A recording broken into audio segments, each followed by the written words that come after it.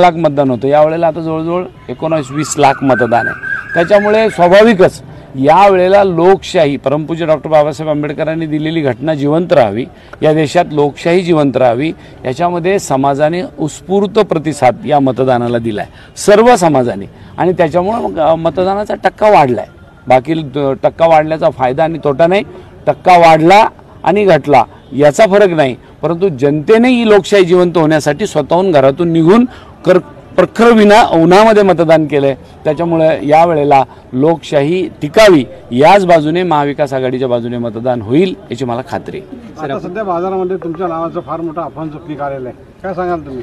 काय अफवा आहे मला सांगा, मग मी सांगेल त्याचं पीक।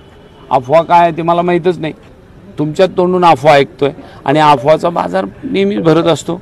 आपल्या जालन्यामध्ये बरेच बाजार आहे।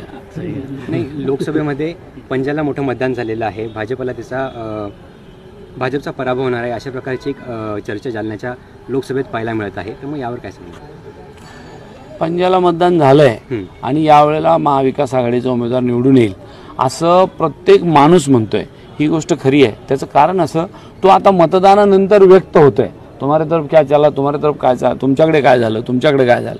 जेव्हा सगळ्या भागात पंजा चालला किंवा महाविकास आघाडीच्या उमेदवाराला मतदान मोठ्या प्रमाणात झालं, याची जेव्हा कुणकुण सगळ्याला लागली, तेव्हा लोकांनी मत बनवून टाकलं की या 4 तारखेला